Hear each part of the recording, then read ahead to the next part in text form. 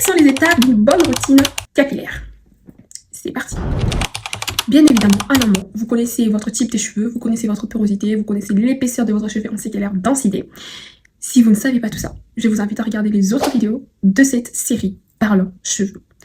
Donc, sur cette vidéo, on s'intéresse sur les étapes clés d'une routine capillaire. Peu importe la porosité, la densité, le type de cheveux. Parlons cheveux.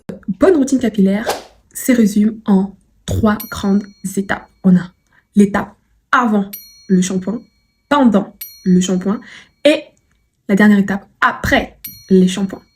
Je vous invite à regarder la partie 1 de ce sous-thème qui explique en détail l'étape 1 avant le shampoing. On passe à l'étape 2, le lavage, le shampoing. Vous utilisez un shampoing doux, peu importe votre porosité, densité, type de cheveux. Recommandation, un shampoing doux. Un shampoing qui respecte les besoins de votre cheveu. Si vous avez des cheveux crépus frisés, vous savez d'office que vous avez besoin d'hydratation. Donc, on privilégie les shampoings hydratants qui nettoient en profondeur, mais en même temps qui hydratent. Et qui ne contient pas de sulfate, ni de silicone, ni d'alcool, des choses inutiles qui vont faire plus que fragiliser vos cheveux qu'autre chose. On privilège les choses sans parabènes, bien évidemment. Idéalement, des shampoings d'origine à 80 ou à 99% d'origine naturelle. Voilà. Vraiment le maximum possible d'origine naturelle. Ensuite, on enchaîne avec l'après-shampoing qui va vous permettre de démêler vos cheveux, de les hydrater accessoirement, ou bien de les nourrir, de leur donner des protéines. Une fois que cette étape est passée, on passe aux soins profonds. Vous faites un masque une fois dans la semaine ou une fois dans le mois.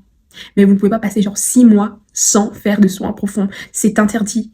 C'est interdit. Pourquoi? Parce que votre cheveu a besoin d'être nourri en profondeur, a besoin de recevoir des éléments qui vont le traiter en profondeur, qui vont donner ce qu'il a besoin en profondeur. L'après-shampoing ne traite pas en profondeur, il fait les choses en surface. Je vous invite à regarder Parlons cheveux numéro 11.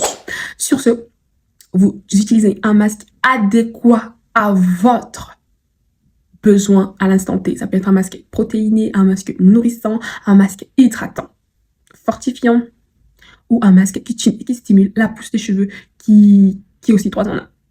Il n'y a pas de souci. Une fois que l'étape du pendant le lavage termine pendant le shampoing, on passe